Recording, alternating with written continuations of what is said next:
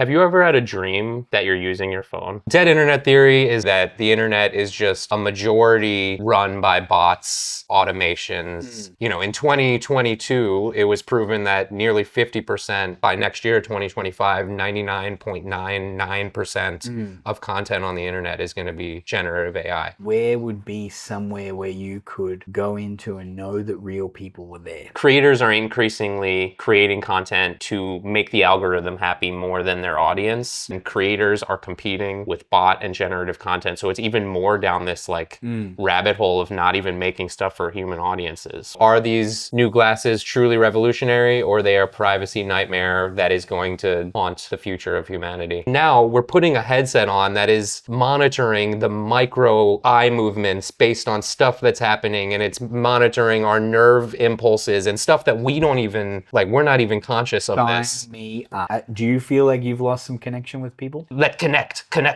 today. And then AI cocks back, hello, sir, I would love to connect for a meeting. What time are you available? And he's like, ooh, ooh, ooh, like agreeing. Ooh.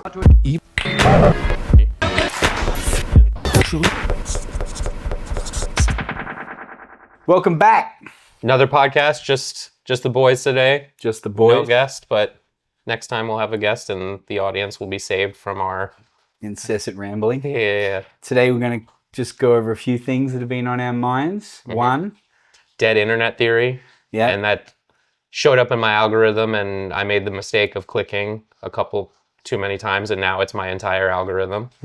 And AR, the new meta glasses, metaverse, maybe some ramblings about how dark it could get. Yep. A lot of darkness today, I think. Yeah. Is that because it's been raining nonstop? Could be. And maybe even touch on something that's been popping up in my algorithm. A bit of loneliness. Talker's loneliness as a founder. And then just loneliness in general. Yeah. And then try a few different things. So it's going to be a good one. Yep. Stay tuned. Yeah. Don't quit on us now. Yeah, but subscribe. Yeah. Always subscribe. Like, subscribe, share, comment. Appreciate you. Yeah. So let's get into it. What you got for internet theory? So are you up on dead internet theory at all? I know I've rambled to you a little bit in our personal conversations, but what are you looking for, by the way? I'm looking for a pencil. Okay. It's like my comfort blanket. My comforting thing, but it's okay. It's okay. I'll do without it. Okay. I'll raw dog this one. Yeah. So you can't write horrible messages on the... Yeah, exactly. Yeah, I have heard about dead internet theory, but only because you sent it to me. But I've kind of been aware. I know. I know about the bots. I feel like... Well, maybe you give us an overview of what kind of angle you want to take it. I definitely want to talk about Meta and the big players kind of fudging the numbers. I think they might be. But what way do you want to play it? I mean, well, dead internet theory is something that originated around 2016 on 4chan kind of was pushing this. And it's this theory that the internet is just a majority run by bots, automations. Now we're moving into an era where it's increasingly driven by generative AI content. And that's, you can't argue with that now. That's everywhere. But, to think 8 years ago, people were already talking about this. Yeah. And that, you go onto these social platforms, these websites, these forums, and it's just bots driving the experience.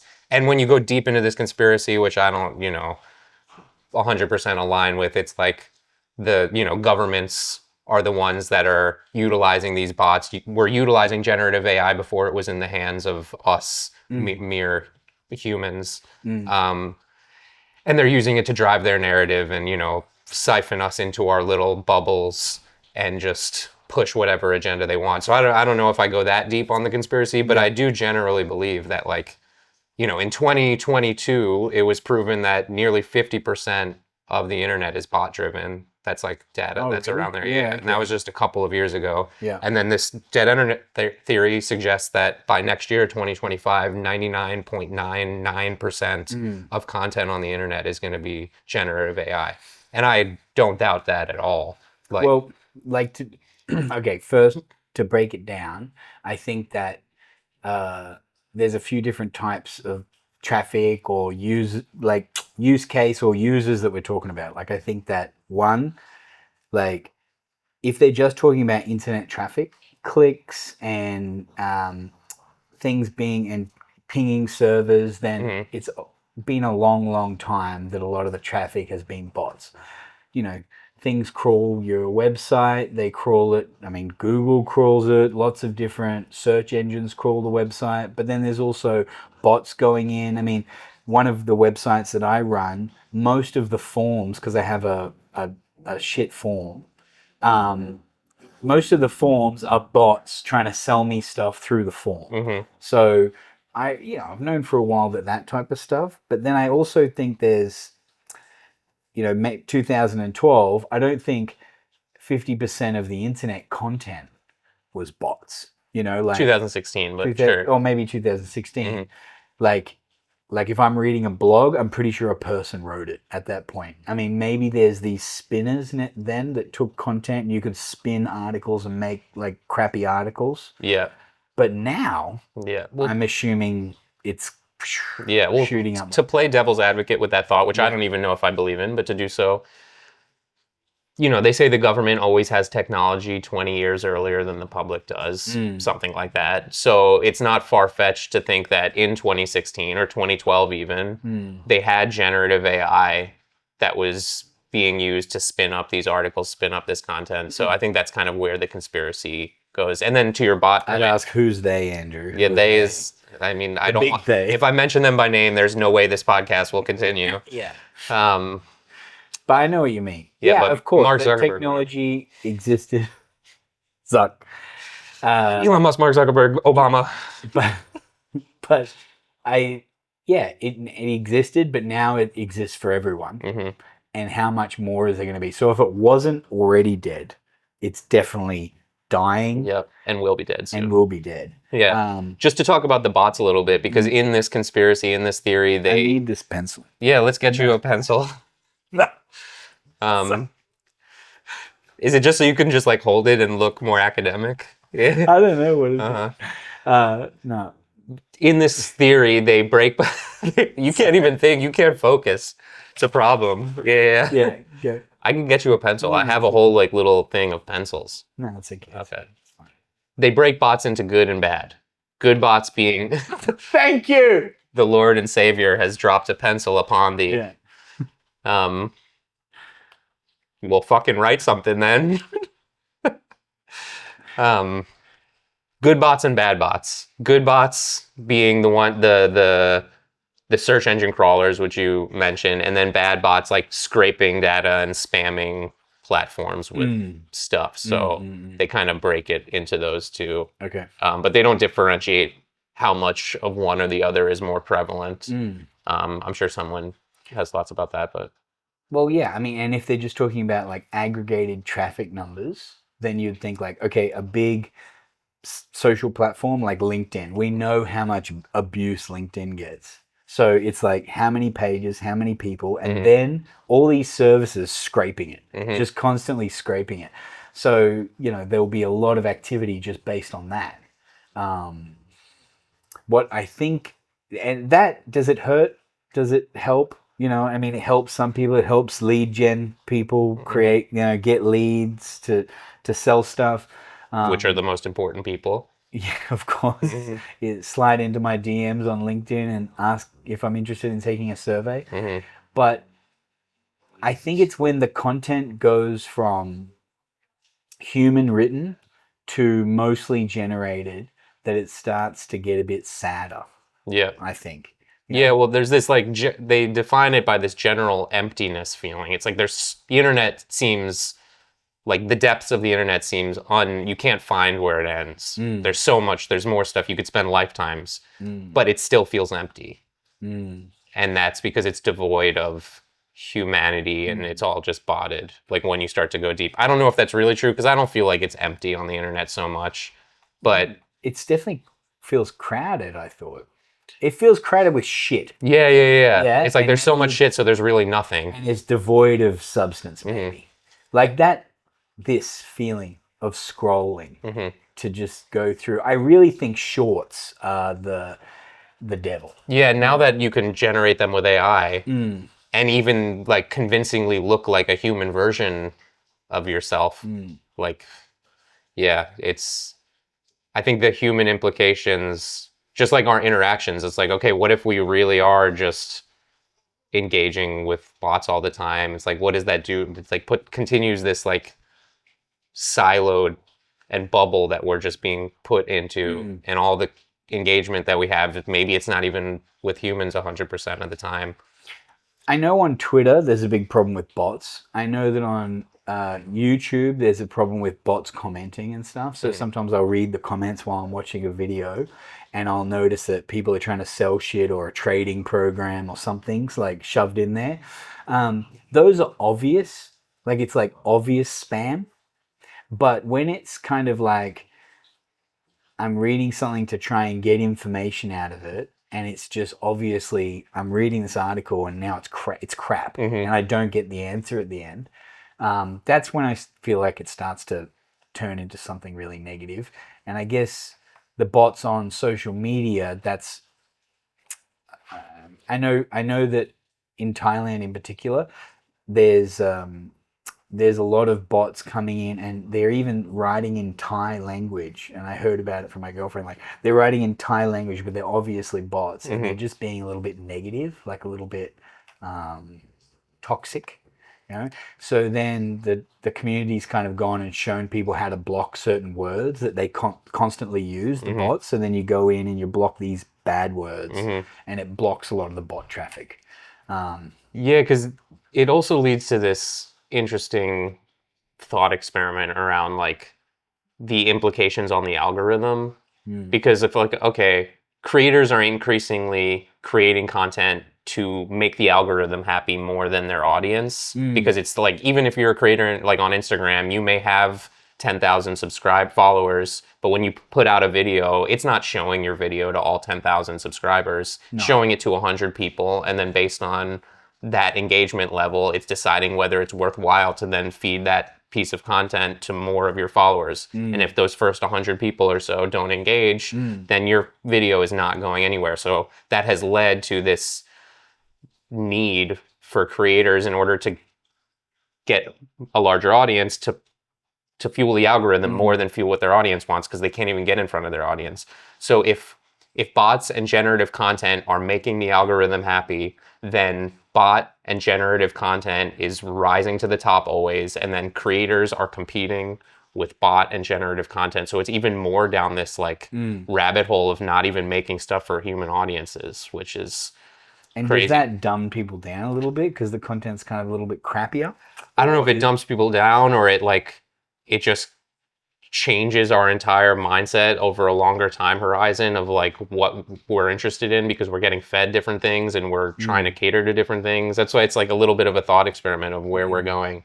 And, you know, if you're competing with, you know, if bots are being programmed and automated to engage with specific accounts, then it's not even and that's triggering the algorithm into pushing those accounts more, because the platform maybe doesn't even know what is a bot and what isn't. It just sees a lot of engagement with something, even if it's fake.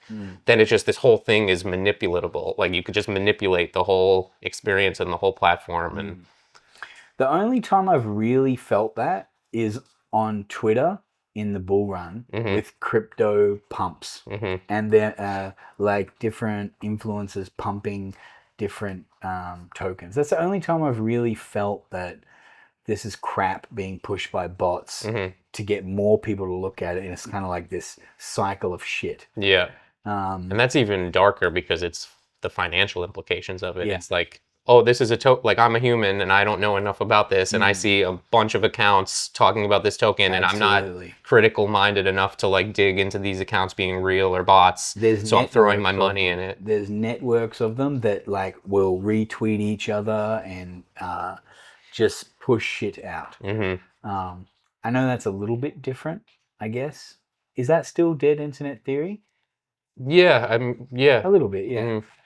It just kind of, this whole, the internet is dying. And a major component of this too that I find interesting, which I think you agree with and a lot of people are experiencing across the internet, is like they visualize. It's like they use a metaphor in one of these videos where it's like, okay, they cut the earth in half and they visualize, here's the earth, and you have, the exterior, like the atmosphere, the trees, the plants. That's the social media. That's like the top layer of the internet. It's like your entry point. It's like the human's entry point to content. You go to Facebook, you go to Twitter, you go to YouTube, you go to Google.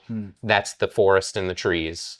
And people are trusting that less and less, arguably because it's being run by bots and algorithms and AI, right? So you can't trust these platforms. The experience feels void of humanity. It feels like this, you know, thing that makes you feel empty a lot of the time as a consumer and audience. So that has led people to go deeper underground into more community-driven places like newsletters, Discord servers, Patreon accounts, where you're engaging directly with a community that's pretty much verifiably human, and it's a lot more tight-knit and closed, not closed off, but there's a barrier between, you have to get into that community somehow, whether you're paying for it or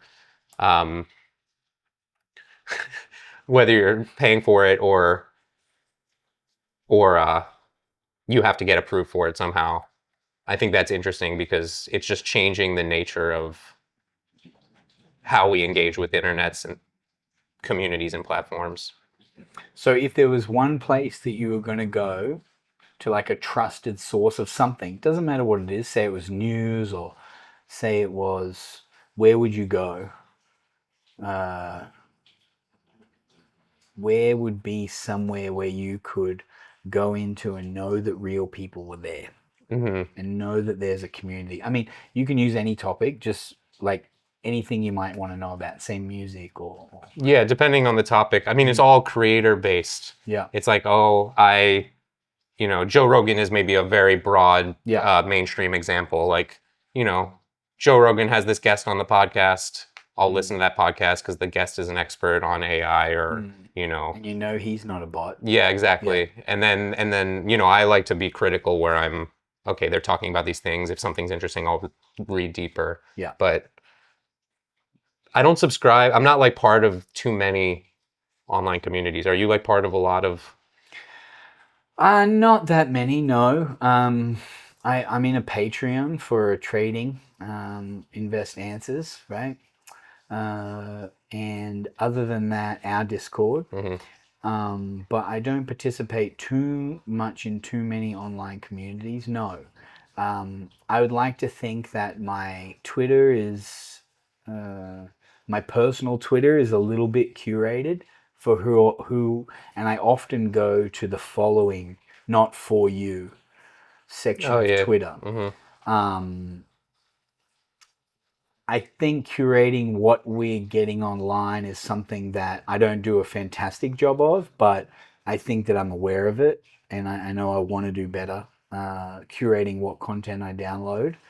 Like if you share something with me or our producers, like people I know well share something with me, like I'll look at it and I'll decide, okay, am I gonna watch it? I mean, we've only got a certain hours in every day. Yeah, so can we, it's your real life community that you're trusting for. Yeah, people I know, I think still. Yep. Yeah. And I'm lucky enough to have a lot of people in my life that, that we communicate enough online, like my little crypto group and, our group and things like that. So I'm lucky like that. So to kind of put a button in this dead internet thing, do you think the internet is dead, or do you think it will be dead within the next year? I think the internet as we use it today is dying. But maybe not dying like controversial, like it's dying, but the humanness of it like is dying off. Yeah. And maybe something new is coming, but I'm not sure. Yeah. I definitely feel the decline of the quality of the content. I feel it. Yeah. Where I don't feel it is in social media reels and things where I feel like the content is increasing in virality. But maybe that is for the algorithm, because it does seem like cheap throwaway content, no matter how much effort they've put into the video. Yeah. There's a great creator who actually works for Patreon. He's a musician, Jack Conte. Conte. Mm. But he talks about this stuff all the time. Okay. And he's very much like everyone should make their art for human audiences and fuck off the algorithm and spend the time to figure out how to get in front of your real audience. But yeah. So you mentioned a second ago, like maybe a new thing is coming. I think to kind of bridge this conversation, this one potential possibility there was just introduced by Mark Zuckerberg, the Zuck, at the Meta presentation. Yes, the new AR VR glasses. Mm-hmm. So are these new glasses truly revolutionary, or they are a privacy nightmare that is going to really haunt the future of humanity? No, they're a winner. We all should start wearing them as soon as possible. Yeah, you order yours? Yeah, done. Ordered. Uh-huh. I think it's going that way. Yeah, Do you think it's I going think that it's absolutely going that way. I think we can't So stop I think it. there's no stopping it. And get on board. Get on board. Get a pair of glasses. Let them track everything. So I'll just give like some highlights on this new product. Okay, so okay. just people so watching this. Yeah, maybe they don't. So MetaQuest 3, MetaQuest 3S, two different versions of these new glasses, right? And is it called MetaQuest? Is that I thought that was the goggles. They're the goggles. Well, those are the ones because they're developing version that is not. He showcased a version that is not. I thought you were talking about the glasses. Sorry. Yeah. Well, I think it's kind of a little bit of both, but the glasses is where it's heading. Okay, yeah. But still, the MetaQuest 3 it combines AR and VR. Yes. It's just a big bulky thing. Through. Yeah, you're not going to walk around with that, or most people won't. Yeah, I mean. Yeah, color pass-through resolution. The price point for the first one is only $299 US, and then the higher version, which is just 4K display, more storage, is $499. Has all these AI integrations with it, like. Well, the version, I forget which version of the glasses, maybe it's the upcoming one, has translation. So you can have a conversation with someone in a different language and it'll just in real time, near real time, translate that conversation. And what I found interesting and also terrifying is the way they're kind of like integrating and like having this user interface is like you're wearing something on your wrist that's picking up nerve. Your nervous tick. Yes. And I mean, we worry now and it's like a meme at this point. Like, oh, I was just talking about like supplements and then I received an ad on my. Exactly. Yeah, supplements, that's really not what I'm talking about. I'm talking about semen retention and then I just get a whole feed of like supplements. Yeah. No, it's not about supplements. It's like, you're coming too much, buddy. Here's how to chill it out. Yeah. So we're already terrified of like everything we're doing is being listened to. All of our conversation. Now we're putting a headset on that is monitoring the micro eye movements based on stuff that's happening, and it's monitoring our nerve impulses and stuff that we don't even we're not even conscious of this. Sign me up. Yeah. It's just it's gonna know what's triggering you emotionally in the most subtle, unconscious ways, and just feed you, again, to the last conversation, with shit that it knows you're gonna engage with to fuel its own algorithm and engagement on all these platforms. And then not to mention, everyone's gonna be walking around with glasses that are filming everything all the time. It's like Big Brother is here now. And, in 1984, it's imposed on humanity. It's not something that people ask for. We're asking for it. It will give you the recipe to make a smoothie with the ingredients that you have in your fridge. So hot dogs and mozzarella cheese. Look, I know it sounds terrifying, right? You're a plant. No, I'm just saying it's gonna happen. Yeah. So, are you gonna? It's like using AI. It's like, okay, this is a tool. What do you think AI is doing now? Like tracking the way that you talk to it, what you're asking for, the weird shit that it knows about you. That's why I make sure for every hour spent actually doing work with AI, I also spend an hour manipulating it into thinking I'm somebody I'm not. So it doesn't know. Well, there you go. I mean, that's a lot of extra effort. You could get an AI for that maybe. But, the ability to be able to to be one of the people on the cutting edge, the new, take advantage of this new technology? Are you going to pass that up? Like, I had a question for you later for our new thing we're trying. But I was going to say, okay, you get the glasses. You are going to be one of the first people to have them. You have to wear them every day, and you get a year's head start on everyone. Do you sign up? Yes or no? And what's the cost of this? No, for you, you're a guinea pig. It's free. Yeah, but they're taking all the data, every piece of video.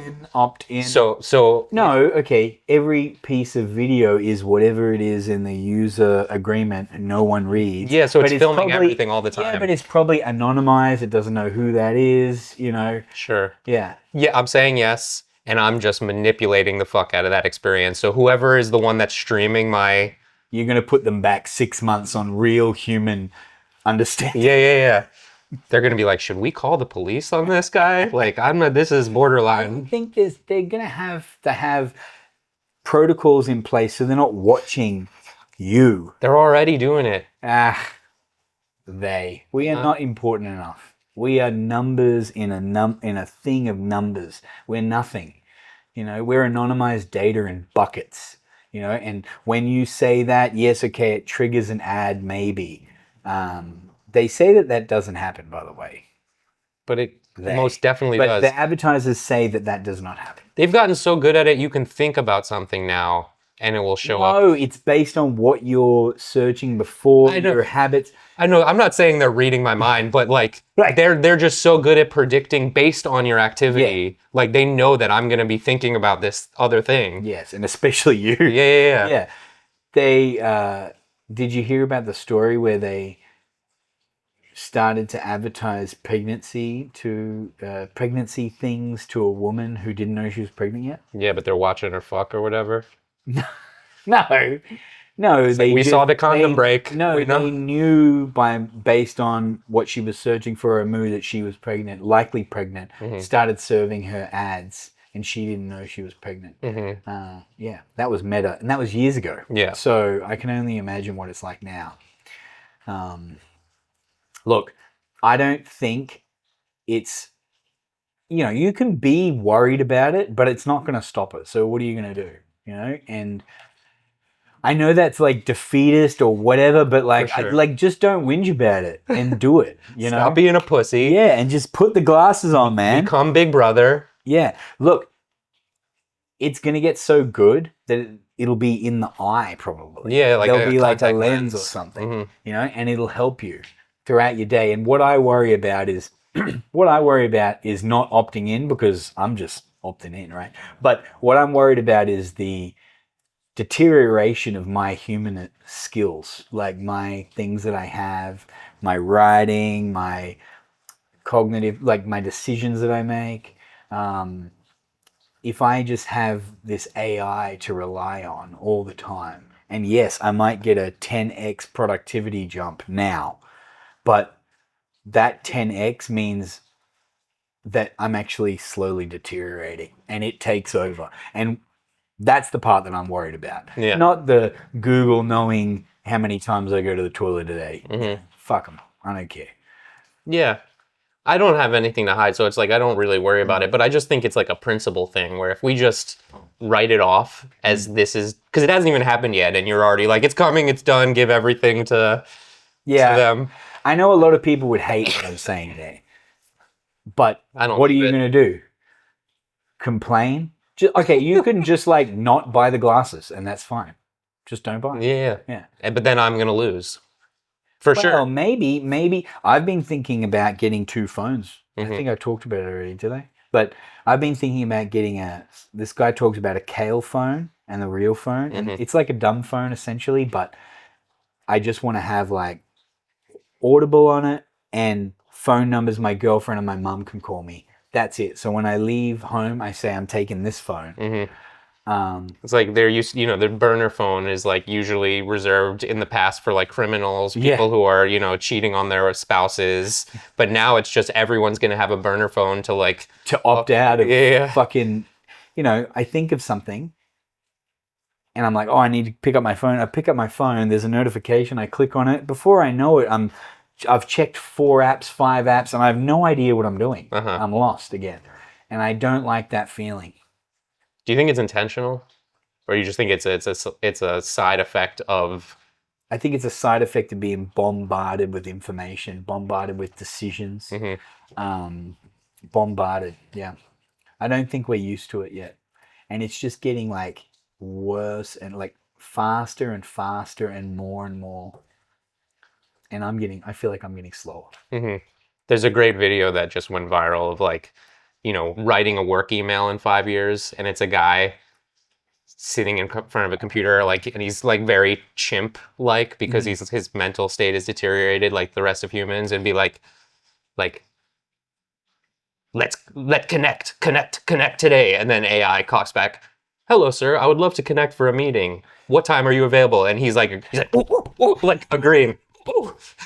It's like, that's where we're going. We won't be able to fucking talk or formulate any thoughts or sentences. I'm worried about this. Yeah. Not for everyone else, just for me. For everyone. Yeah. I mean, it's as long as everyone else gets stupid and you stay. Yeah. Yeah. Like in that Idiocracy movie. Yeah. So great movie. Okay, on the AR glasses, have you thought about how this might change media or different forms of media? Yeah, I mean, first of all, everyone, if we're talking about the version that like is real daily glasses, it's not the headset. Everyone's wearing them. It's either daily glasses or we just start to not care if we're wearing these big stupid things. Yeah. Head, Because now it's already a social problem where people are on their phones everywhere, but they're on their phones. Know they're not listening to you. It's like, okay, we could be talking right now, and I pull it out, and I'm just like, Yeah. But in the future, when these are AI glasses, and you're talking to me, and you can't see my hand in the video, but I have my hand thing, and you're talking, and I'm just swiping, OnlyFans, whatever, hot dog recipes. Oh, no. Look, maybe they have to like bake something in where your eyes like roll back in your head, so someone's like surfing. They made the transparent ones, which is so clearly because like there was a lot of shit talking like when this gets to the point when you can't tell if it's real. It's good to know, okay, this person is wearing glasses that could be filming me right now. But yeah, it'd be good to have your eyes roll back. Or the Homer Simpson awake glasses. Oh yeah, you know what I mean? So it's like it just goes like changes your eyes. But I'm thinking more too about the, especially with AR, like how like things are overlaid over this environment. So for example, I had this idea where you could essentially display what you wanted to display to the world.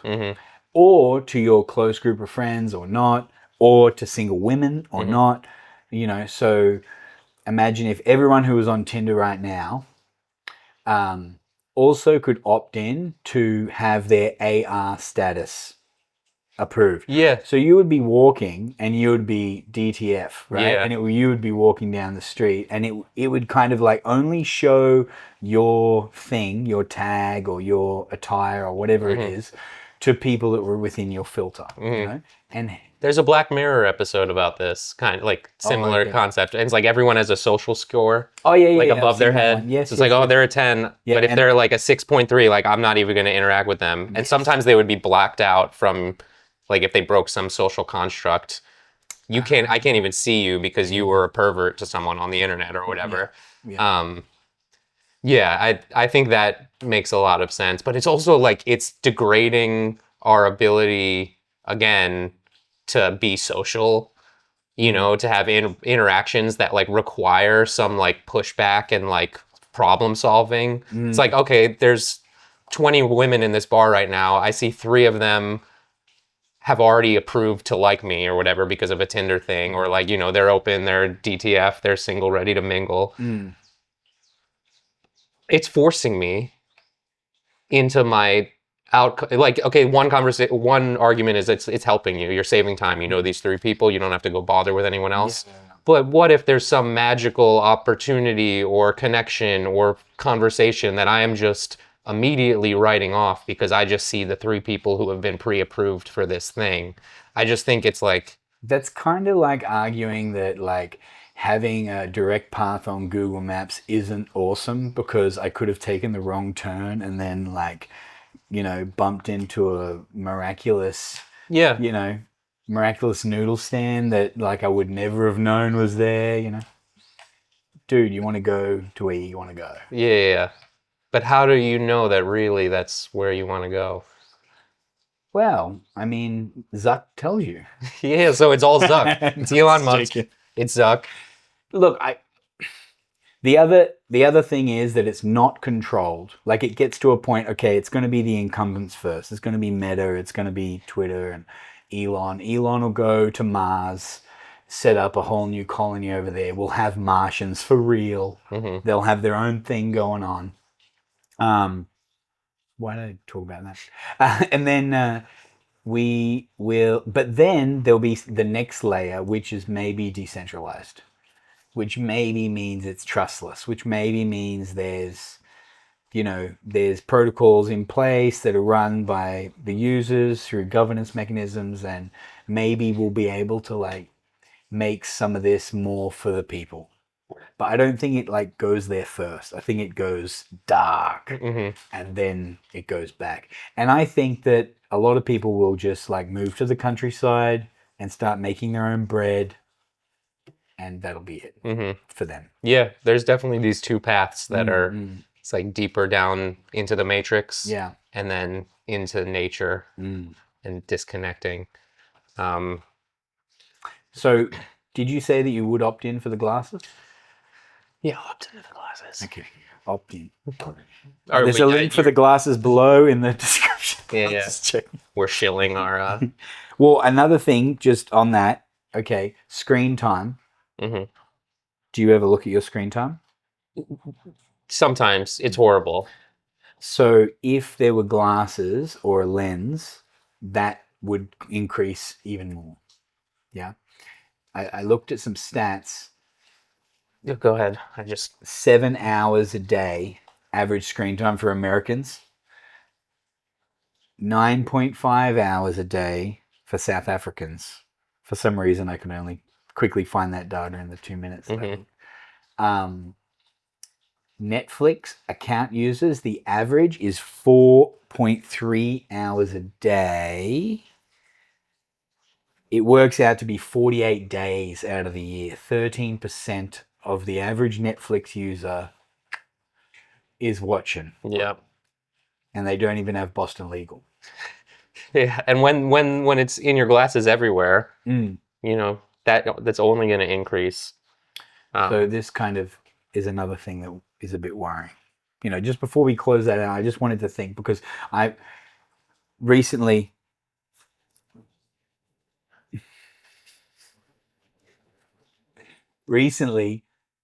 I listened to one of my favorite podcasts, My First Million. I fucking love it. And he had, Sean had the weekend where he put the phone in the drawer for the whole weekend. And I was like, God, that would feel so good. I often do Sunday's reduced amount of phone time, but recently we've been working on all these projects. I've been excited, and Sundays I've been planning, but I just feel like I need a day away from that thing. Have you ever had a dream that you're using your phone? I don't really remember my dreams often. I did the other day though. Okay. But the dream was that I must have had my phone on silent and my girlfriend was trying to get through to me. And I picked up my phone and I was like, oh shit. Okay. Nah, that was the only thing I remember. But. Yeah. I can't remember ever having a dream using a device. A phone. Yeah. And there's like there's like some, I can't remember the name of it, but another conspiracy theory is like a lot of people have had similar, like they're never having, given the amount of time that we're spending on our devices, you would think it would be some equivalent of our dreams of like on our devices. So there's a conspiracy that something is happening there. I don't really remember my dreams very often. Yeah. That was an unusual case. Normally if I sleep in and the aircon's been turned off or something, or it's gotten hotter, then I'll remember a dream. But other than that, I won't remember a dream. Yeah. One more just dark thought around this. something I don't like about this is the ability that it has to then manipulate and control. Like, as the more it becomes baked into us, where we become cyborgs, and it's like this tech is like we don't have control over. Like, okay, back to that Black Mirror episode where, like, you know, I did some bad thing socially, and then you don't see me anymore. You know, and you don't even know. You just think I'm gone from your life because it's like you're just not seeing me. Yeah. I feel like that goes down this super, super dark rabbit hole. But then, like, once it's embedded in your head, like, there's a comedian who does a bit about it. It's like, you know, the bit is he's masturbating from like a memory that he had when he was like 21 or whatever of this beautiful girl that he was seeing, and you know, he's like, you know, what he's doing. He's enjoying himself, and then an ad pops up in his mind. If you'd like to continue masturbating to Susie, subscribe to Spotify for $10.99 a month, you know? And it's just your memory. You can't remember things because you didn't pay for the service fee or the ad fee. Yeah. So that's super cool. Yeah. Stavros Halkias, that's the name of the comedian. Go check him out for more fun stuff like that. More masturbating. Yeah, it's mostly dick. I mean, he was on a podcast called Come Town. And guys, could you please like and subscribe? The only thing we ask, we make this content, and we just ask that you please like and subscribe. It's like a unwritten little thing for us, okay? We put this content out for free. It's fantastic, very high quality content. And we just ask that you subscribe. That's it. Yeah. Yeah. We promise it will be worth it. Maybe not right away, but in a few years. Yeah. And you'll be one of the first. So with these new glasses and this technology in general, what do you think this means for the metaverse, which is a still kind of undefined, most people like don't understand what it is or why it's important or if it's important? Well, I think like AR, right, is not, I don't really think that's the metaverse. I think that's like overlaying on top of this universe, this world, right? So I think metaverse is like a whole new or a different world. And there might be some kind of like mashup, but I think the metaverse is more like creating new worlds, new experiences. So I think that, you know, people are going to spend time in the metaverse at home. So instead of watching Netflix, they're going to plug into the metaverse and either game. I mean, you could argue that a lot of people already do that with gaming. There's people that spend hours and hours and hours a day gaming. And these worlds like grow bigger and bigger. You were talking about GTA and how many people play GTA and how expansive the world is. This is, I think, the building blocks or the early stages of the metaverse or a metaverse. Yeah. Roblox, I think, is the metaverse. Yeah. And I think that when crypto people talk about the metaverse, they're talking about these types of digital worlds or these types of virtual worlds. But with, you know, the blockchain technology and NFTs to be able to make them more open, or maybe they're not more open because you have to buy shit, but they're more open and interoperable so people can build on top of them. I don't think we have a good crypto metaverse yet. I think we got plenty of like game type metaverses. Yeah. I think it does kind of pump this. I mean, like we've talked already about like how much time we're all spending online. Our digital lives are now equal to or sometimes greater than our in real life lives. I mean, sometimes less too. Awake time it is. Yeah. I mean, if the average is 8 hours, you sleep 8 hours, then there's 8 hours left for the real world. So this like bringing public math,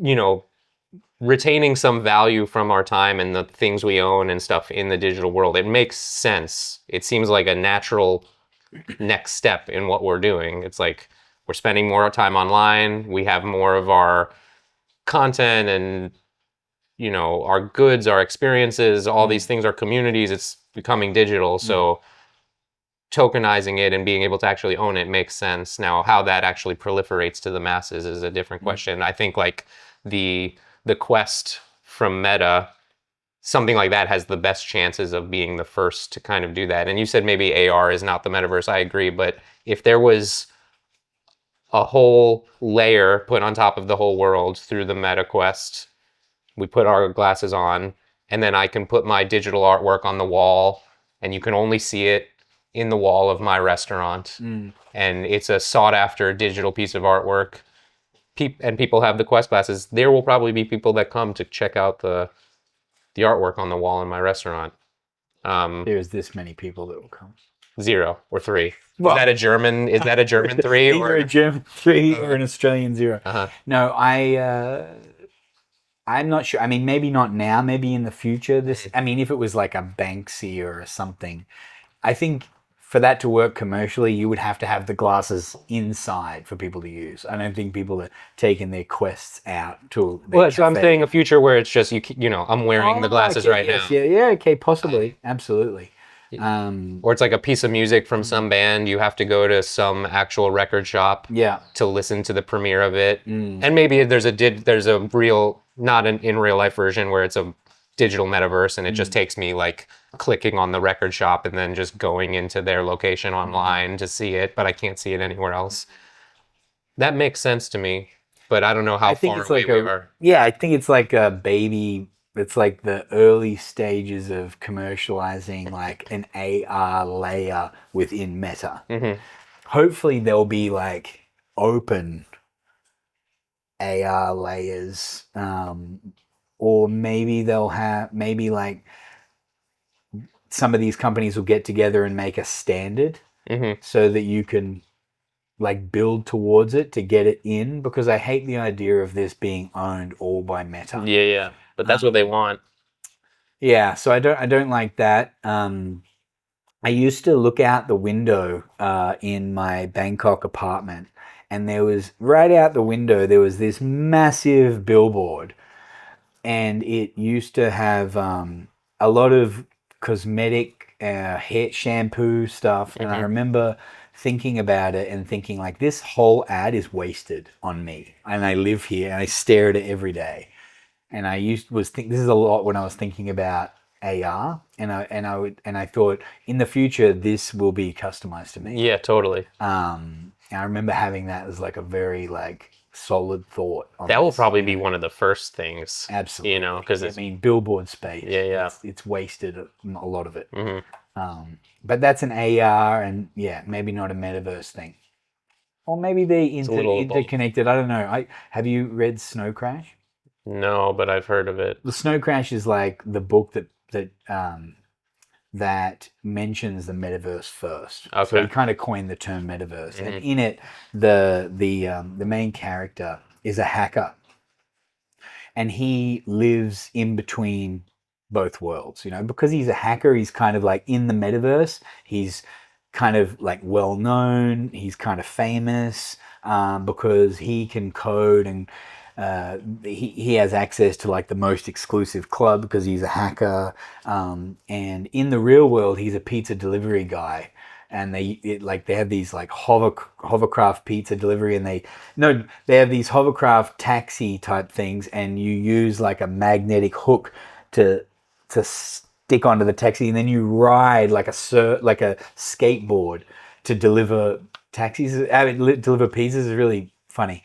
But it's like Dune, but in it, it's because they ride the worms or whatever. Yeah, it's kind of like that a little bit, but he's delivering pizzas, right? And he delivers pizzas for like this like pizza conglomerate.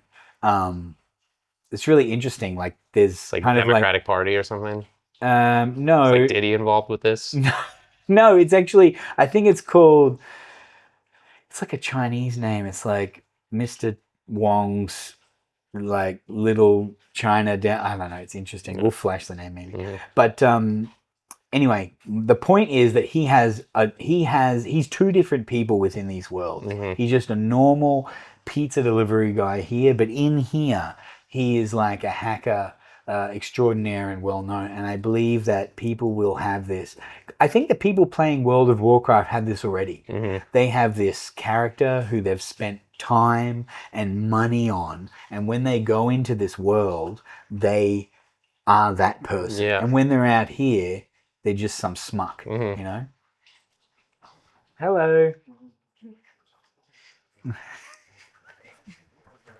Mingalaba. Mingalaba. That's totally going to fuel people, like, because it becomes a super attractive value proposition of like, for incels. Yeah, for incels, for people who have poor social skills, they don't want to spend the time developing their social skills. This all just fuels that even further. It's like I can be some ripped Viking who's just, got all the nicest, the Rolex and all these things because I'm just like, and the Trump watch. Yeah, the Trump watch, the future most valuable timepiece. It's Trump time.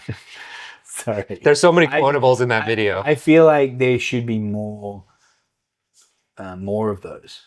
I think the fact that he only has 120 or whatever. It's crazy that he's pumping fucking gold watches. He's running for president, like running infomercials, pumping gold watches. Like, what a legend. If the price point was down, you know what I mean? I think a lot more people would buy those. But anyway. Yeah, it's just... Sorry, that was a tangent. It's just, yeah, I see a lot of people wanting that. And then just kind of fueling this loneliness, this future, which like we're in our silo, we're really not connected to anyone, we're losing human touch, human interaction, we're getting like a watered down fake version, digital version of it that maybe we think it's still feeding that thing, but there's nothing like a real human interaction. Hey, I didn't say touch me. I didn't give you consent to touch me. Cancelled. Okay, on this, do you feel for you that this has changed? Like you're living more of your life online? Do you feel like you've lost some connection with people? I guess I'm an interesting case. I am 100% living more of my life online, but my life prior to living in Thailand, like 6 years ago, all through my 20s, was very isolated. Okay. I was spending less time online, but I was spending more time isolated in my solitude. Reading. Yeah, working, like fucking off, like just being a bit depressed and not sure how I wanted to spend my time. Also, I didn't have like the finances to be able to like go have like a fruitful social life all the time in America. So I was just like trying to save money, like very locked in, living in my house, not really like I am probably 20 times more social now in Thailand than I was 6 years ago. That's in America. Yeah. Right. Yeah. Okay. So that's maybe it's like my own little case of that, but I'm definitely online more, and I definitely feel this trend of, being in our little bubbles. But we kind of talked talking about this loneliness thing a bit. I don't think loneliness is just being alone. I think it's a mental headspace. We can still have connections and see people every day and work with people, but still feel lonely in our pursuits or, our feelings, our emotions. And it still fuels the same feeling of loneliness, but in a different light. I think that, for everyone, it's a bit different. Their experience with this. I know that like globally, because I looked into it a little bit, that like people are feeling more isolated and more alone. Something interesting this week I watched was about in Japan, the amount of like adult males still living at home. There's over 2 million adult males living at home in Japan that haven't interacted with anyone outside the household for over 6 months. That's like a stat. And that number's growing. And then also the number of elderly that are being found weeks or months after they've passed away alone by somebody outside, like not their family. So like the power bill hasn't been paid. So I experience it slightly different. Like I feel like I'm surrounded by people. I have friends, right? I feel like as I got older, I'm being like more selective with who I let in as a friend, right? So I think that's like a normal thing maybe as you do as you get older. So I feel like my number of people is slowly going down. But I don't think that's a factor of online, slipping into more online and stuff on my phone or whatever. So you don't feel more lonely today than you did 10 years ago. It's kind of... I feel like maybe in my pursuits, I still feel sometimes a level of loneliness because there's only me working on this thing or this thing. Yeah, and you're going to be the most passionate about the things you're focused on. Even if somebody is like, we can have a conversation about it and provide, I could, like, just in a hypothetical, I could provide some ideas on it and support it. But at the end of the day, it's your thing. Absolutely. And I feel that founders feel that a lot. People working in their own business feel that a lot. I feel that you can also in a relationship, different people in the relationship can feel that. Like at any time, like this person's really interested in making this thing happen and the other one might be disconnected. So I feel, but for me, the online, I feel an addiction to the phone, but I don't feel like it's essentially separating me from people in a negative way. I could be completely wrong, but that's how I feel about it. Actually, I feel like I would like to be separated a little bit from the real world sometimes because I want more Cody time. Yeah. But when does that become negative? I'm not sure. Yeah. Well, like, yeah, for me, like, I feel the loneliness pursuits side of things. I am happy being alone in terms of like social activity. I can't be because of work and all, but I like if I have a day where I can be lonely, it's like, oh, this is fucking great. So that it's not negative though. It's not. Right? So yeah, for me, it's not negative. I have a friend who wants to socialize all the time and be with people all the time, and I don't have much time. And I'm honest with him. I'm like, when I have free time, I don't want to see anyone. It's not about you. It's like I enjoy and I want to give myself more of that lonely time. And I don't know if that's like a comfort zone because of how isolated I felt in America maybe, and it just became a comfort zone a little bit, like alone in my interactions, but I like that aspect of the loneliness. I don't want to feel alone in like if I have a challenge or like, I have an issue, I need help. Like it's good to have support systems and be social, but fuck, being alone sometimes is... Yeah, it's nice. But I do think a lot of people don't feel that. I think a lot of people feel alone. Yeah, and it's imposed, like it's not what they want. I had a conversation with a guy just yesterday who's in town. He wants to meet people, and he was telling me it was quite hard to meet people in town, And I said, gave him some pointers about going and joining a gym and this, that, and the other. And I think some people are just better at making friends. Yeah, for sure.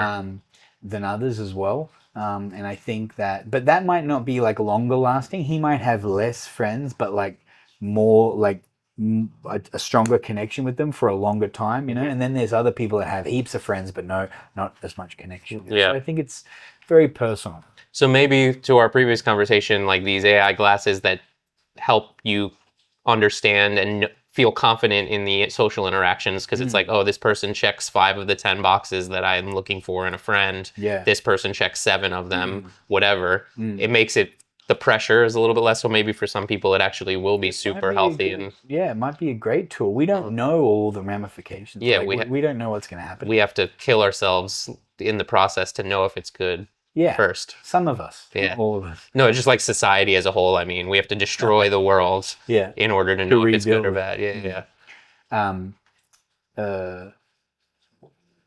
Going to My First Million again. Yeah. Okay, so there's Sean and Sam. Sam did this interesting thing where he moved to a new town purely because his friend lived there. And he said to his friend, I'm going to move there, but I want a guarantee from you that we're going to live our lives together. You have your wife and kid, I have my wife and kid, but we're going to make a clan, right? And this friend like agreed to it, and then they got another few friends involved. So there's like 4 or 5 of them that they lived their life together. And he said then he had to move away. And he found it very hard to find that level of friends, but now he's starting to make friends again. And he's starting to have this conversation with people like, okay, I want to take it up a notch in our friendship. This guy sounds like a psycho. No, he's fucking great. I mean, he's very just pragmatic about things. Anyone came to me and was like, I'm gonna move to your town.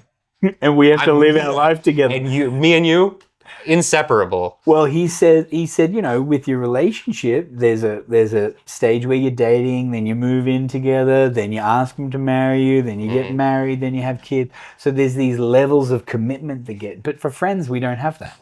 Yeah. You know? So I just thought that was interesting to add on to the loneliness. This guy would never be lonely, I don't think. Yeah, I mean, he's that's. I'm picking up my entire life. Maybe I made him sound like a crazy person there. But yeah, it sounds like he's in some psychosexual cult with like no, his good it buddies. was not a sex thing. I'm just joking. Sorry, Sam, if that came off bad. It's not him, it's me. I'm the one that's I'm a fanboy. Actually, I'm still thinking. I'll be a friend. I'll move to. Where are you? I'm thinking about the pizza stuff earlier and how disappointing it is that like, of all the conspiracies and stuff, for PDF files to like pirate pizza as like anything related to pizza is related to PDF files. How did that? And like Pizzagate back in the day, there's like a whole conspiracy where it's like all these like subliminal messages with pizza and stuff, and the Democratic Party is running like pizza shops where they're selling, people out of it and stuff in DC. What are you talking about? See, your feed is completely different to me. No, this is actually we were talking a little bit ago about pizza stuff. I forget what the topic was, and I was triggered. Was this in the metaverse or here? It was like before the metaverse. No, I mentioned. I'm just sad that delivery. Yeah, pizza delivery guy from that book. I'm just sad that they've taken the narrative of pizza. Like, can't we just have pizza? I don't know what. Like, why does there have to be some correlation between pizza and deep state PDF files? Deep crust. Can't I just enjoy a fucking pepperoni slice with my boys? Yeah. I'm thinking pizza for dinner. Yeah. Okay. Diddy, what do you think about Diddy? I don't know enough about it. It sounds like he's been diddling, and he might be not a nice man. Yeah. But I don't know. I don't like to read that shit. I don't know enough. Yeah.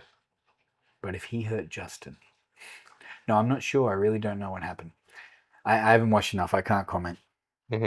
What do you think? It sounds like you think something. Oh no, I just think it's interesting, and I mean he's clearly. I mean, there's evidence of him being a very bad and questionable person. I mean, people think that he's been working for the FBI, and people think he's behind like the Biggie or the Tupac murders, and there's evidence that he blew up Kid Cudi's car. My mom was telling me all this. Yeah, I just love the baby oil thing. Oh, what was it? They found like over 1,000 bottles of baby oil when they raided his house, and then his lawyer, like in an interview, was like, "Americans just buy in bulk. There's a Costco down the street. Costco's like the big bulk, Yeah. There's a Costco. He lives down the street from Costco. What are you freaking out about?" And then the next day, Costco put out a press statement saying, "We don't sell baby oil. Don't talk like not 1,000 packs. Take our names out your mouth, Diddy." Like yeah. No, they don't even sell baby oil at all. According to them. Where did you grow up, and what was one memory as a kid that's very fond that you would be pissed off if an ad popped in front of? Not a masturbating one. Yeah, damn, fuck. Those are all my memories. That's all I got left. I'm thinking about how much I should share. There's okay, no, I grew up. I was born in New York, but I was like raised in Chicagoland area. So that's really where I grew up. A memory that I would be sad if was replaced was like, there's a lot of them. It's all related to my band in high school, I would say, and middle school. Just like the name. The first name was Peyote's Contagious Parade, which my friend's older brother recommended because he was like 5 years older. He's like, "You should name your band PCP, man." And so we like Peyote's Contagious Parade, but we couldn't call it that, so we changed it to Panama's Contagious Parade. Oh, no. Knowing none of us fucking did PCP. But it was like... You were 12. Yeah, literally 12.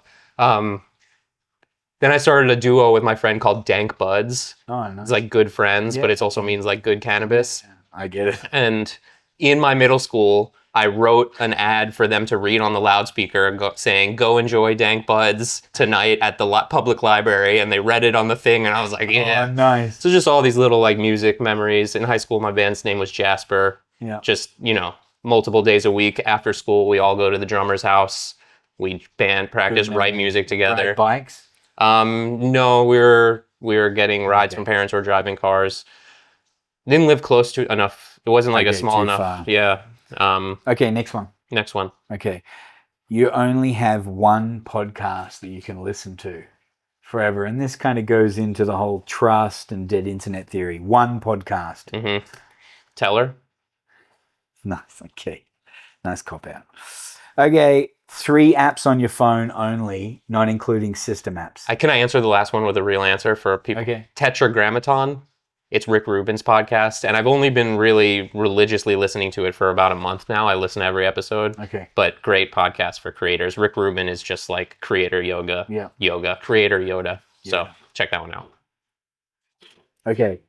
3 apps on your phone only. Mm-hmm. Okay. Not including system apps. And does I still have to work? Like, do I have to consider work? No, forget work. We're going to be plugged into the matrix, and AI is going to be paying us social credits to claim goo. I only really use social and work apps, like ChatGPT. Sadness. Yeah, I don't use any like Google Maps. Healthy. I use Headspace for a while. Yeah. The meditation app, and I use so I don't have to think about what meditation to listen to. I just listen to their daily meditation. You do that? Yeah. Okay, cool. Not every day, but yeah I should.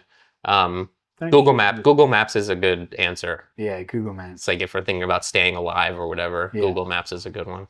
Yeah. Can I ask that same question to you? What 3 apps on your phone? Well, it's a bit cheating because we used it as an icebreaker recently, and I got to hear everyone. So I have like an engineered answer. Like, if you don't have to think about messaging, right, then it would be like a banking app,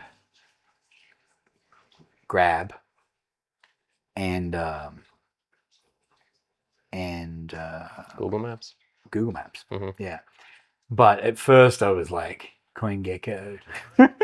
So the crypto, you could hear the crypto people answer, and you could hear the normal people answer. So, like someone said, like Spotify. I was like, oh shit, yeah, Spotify. That would be like, so there's so much content. Or YouTube. Imagine not saying YouTube and then being banned. I barely use YouTube on my phone.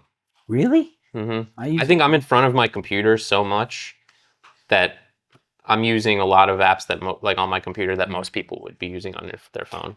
Okay, and top messaging app. What would you use if you could only use one?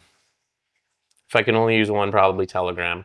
Okay. And my reason, because when sharing files for designs, artwork, videos, it doesn't compress it as much as others, so it's higher quality. And it's just quick, it's easy. Mine compresses it less than Meta.